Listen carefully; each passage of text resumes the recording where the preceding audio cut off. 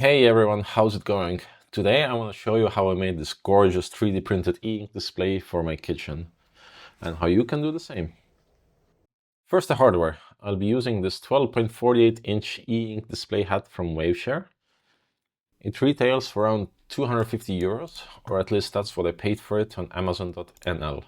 You can also order it directly from Waveshare, but you'll end up paying quite a lot more if you add shipping and tariffs. So if you can find someone who has already handled those things on Amazon, go with that. As for the brains of the system, I'll be using a Raspberry Pi 5 to get everything working, and we'll switch over to a Pi Zero W2 in the final build to save on space. Finally, the software. This frame will be running FrameOS, which is the easiest way to control such screens in your home or office. FrameOS is open source, self-hosted software that runs completely in your own network, giving you full control over everything. More on this later. For now, I want to start with the hardware. Also, please keep in mind that most of what I'm going to show you can be performed with any display from Waveshare, Pimoroni, or with just about anything that you can plug into the HDMI port of your Raspberry. This 12.48-inch display comes in two formats, with or without a hat, which stands for hardware attached on top.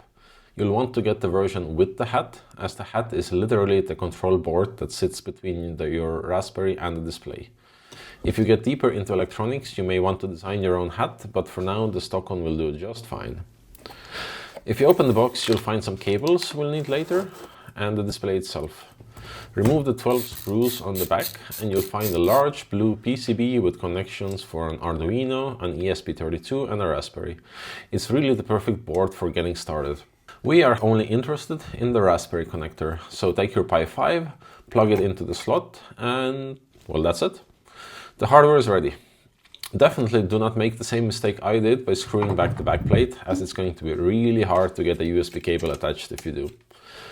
Now, of course, nothing works without software, so let's get that set up next. First, the FrameOS backend itself. It's really easy to install if you already have Home Assistant or some other server that can run Docker containers.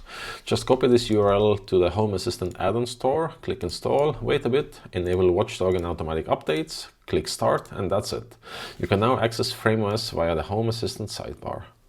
Installing via Docker is not much harder. If you have a Linux box somewhere, run the Docker commands yourself. If you have something more interesting, like a Synology NAS, make sure to expose port 8989 and to create a volume for the data directory mounted under appdb, as otherwise you lose all data on each restart. Then the Raspberry itself. Insert your SD card and launch the default Raspberry Pi imager. Select the latest 64-bit Lite version of the Raspberry Pi operating system. Always select 64-bit unless you have a Pi 2 or older, or a Pi 0 without the W2. Only then you need to select 32 bits, otherwise it's always 64. Now there's one crucial step you need to get right, the OS customization settings. There are three things to pay attention to: the hostname, the Wi-Fi settings, and the SSH authorized keys. Give your frame a unique single-word hostname, which we'll use to connect to it later. Provide your Wi-Fi credentials, and then click on the Services tab. Choose Allow Public Key Authentication Only. Go back to the FrameOS backend, click Settings, click Generate New Key Pair, click Save, and copy the public key here. Then hit Write and wait until it's done. Plug the SD card into your Raspberry and fire it up. Before adding it to FrameOS, let's just make sure that your Raspberry boots up and can be seen on the local network. Either check your router's client list or fire up the terminal and type ping hostname.local until it starts ponging back. We can finally add the frame to FrameOS. Enter its data again, enter either the same .local hostname or the IP address. The host and the port frame will send its logs, and then choose the right driver and click Add Frame. On the left side of the screen, you can see everything that's installed on the frame. On the right side, you can see a bunch of pre-made scene templates. Install a few of them and hit deploy. If everything goes well, messages will start appearing in the log view, and after a minute or two, your frame should start to flicker. Congratulations, we're done. Put this on your wall and enjoy.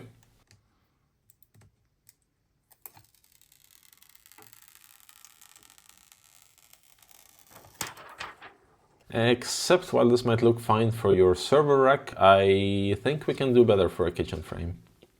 If we want to keep using a full-sized Raspberry, we're quite limited as to what we can do because, well, physics. We can still slim it down quite a lot by printing a custom backplate. This definitely slims down the build, yet it still looks like it was designed by back-end engineers. If we want to go further than that, we're going to need to swap out the Pi 5 for a 0W2.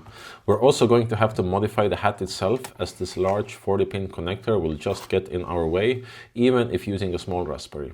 We'll have to use this 16-pin port instead, and some cables. The Pi 0W2 comes with no pin header out of the box. You could solder on the normal looking pin header that might have even been included, but we won't do that here. It will make for an extremely tall build. You could start bending the pins to slim it down, but this usually leads to loose connections and all sorts of issues. Instead, we'll be soldering on this angled pin connector. I bought mine on Amazon again. Search for 40-pin GPIO headers and you'll eventually find a set that has 1 or 2 angled connectors inside. Grab one of those. Soldering should be straightforward. If you have never done this before, the hot tip is to get the metal hot before adding solder wire. Your wire will almost always melt when touching the tip of the iron, but you may have a hard time getting it to stick to the pins. Get those as hot as the iron and it'll stick like butter. Even then this can get messy, yet after a while you should have something that looks like this. Make sure there are no touching connectors and try if it still works. Plug it in and power it up. If the screen starts to flicker, all is good and you can move on to the next step. We'll now connect the Raspberry to the 16-pin connector with the wires that came in the box. Connect one end of the cable and follow the labels until you find the same pin on the Raspberry Pi pinout. This here is just the Raspberry pinout diagram and this is from Waveshare's manual. Connect the VCC port to a 3.3 volt pin and the rest should be clearly labeled. Turn it on to make sure it still boots. Now it's time for something naughty. Bend the 16-pin connector around 90 degrees to reduce the build height and then break off the 40-pin connector. This can get sensitive. I found it best to press with both thumbs until you hear the plastic crack. Then pull it up and cut off or cover the metal bits. In case everything still boots, tidy it up and tape it down. You're now ready to put a final case around it. When designing this case, I went through a lot of iterations. I was learning as I went along and used most of these for many weeks before iterating again. I wanted the design to use tapered edges, kind of how Apple tricked us into how thin the Intel MacBook Pros and Air were. Another inspiration from Apple was white bezels, like in their current lineup of iMacs. Compared to the usual black frame, this makes it blend seamlessly into a living space. This was tricky to pull off as I wanted to reuse the black acrylic frame for structural support. So I designed a complicated system of snap-on front panels which would just snap off if you ever wanted to reuse them. The plastic backplate would sometimes warp in printing, making the tolerances either too loose or too tight. There might have been small differences in the dimensions of the acrylic itself as well, though I didn't verify. Then a realization hit me. What if I just print upright? Annoyed I didn't think of this sooner, I rebuilt the acrylic backplate in Fusion 360 and ran headfirst into a new world of warping, adhesion and shrinkage issues. Printed upright, everything would usually shrink by a millimeter. The normal supports wasted a lot of plastic. Trying to build custom supports, however, didn't make things better.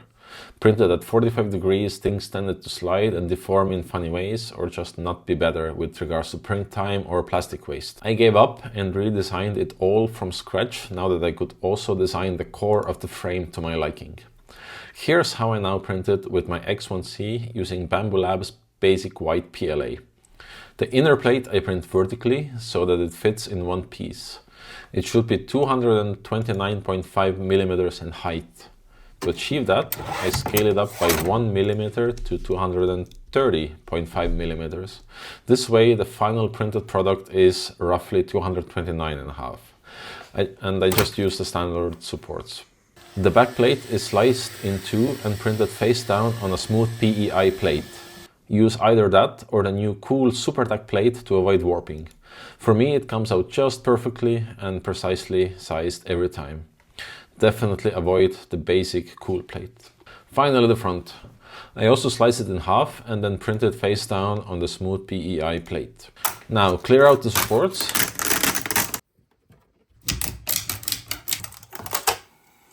And either visually or with calipers confirm that everything lines up. Very carefully push up on the clips holding the screen in place and disconnect it from the hat. There's a bit of tape holding it to the acrylic. Very carefully remove it. Now I can't stress this enough. Make sure the frame fits with no friction. If the printed frame is a bit shorter, scale it up and print a new one, or it will get really expensive really fast. This glass is very fragile. If you're sure everything fits just right, you have a choice to make regarding the backplate. You can attach it to the frame either with the M3 screws that came with the hat, or you can use 3.5 x 4 mm M2 heatset inserts. If you just use screws, screw them in from the top and get them to hold the backplate in place. Then snap on the front cover. It'll work, but it'll leave some screws sticking out from the back. You can cut them off, but it will never be completely smooth. If you use heatset inserts, now is the time to install them. Make sure they're no longer than 4 mm, as you only have 4.2 mm to work with. Packaging might lie. Carefully press them into place while keeping the frame on a flat surface to make sure nothing protrudes too far. Add double-sided tape to hold the display and the hat in place and reconnect the cables.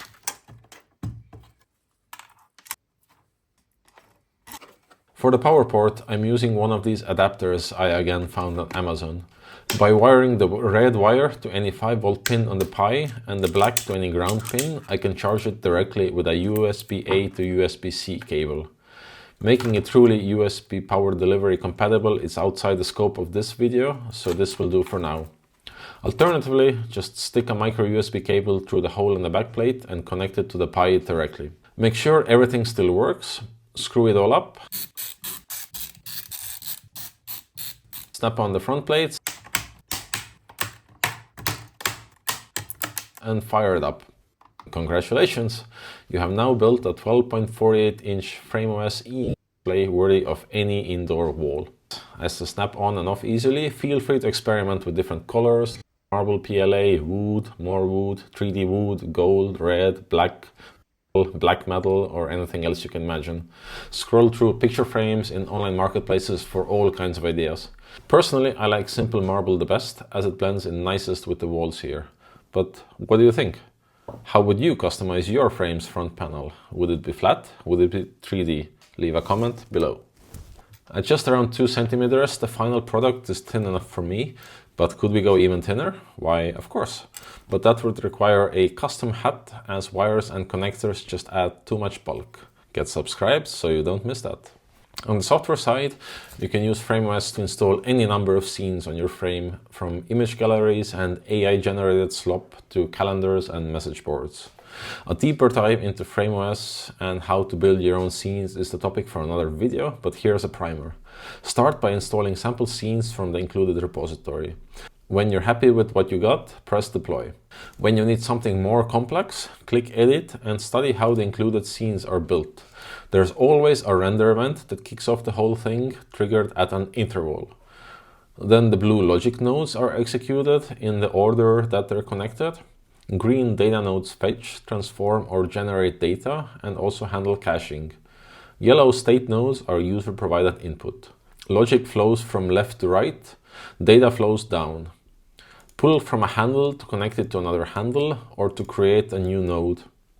You can also write quick nim code in code nodes with arguments, and you can edit the source behind whole apps. Save and check the scene source tab for syntax errors. When you're done, deploy your changes to the frame. And when you run into errors, post on GitHub or join the community on Discord for some help. There's a whole lot more I could cover, but that'll have to do for now. If you build something cool with FrameOS, make sure to share it with the rest of us. Have a great year, everyone, and see you next time.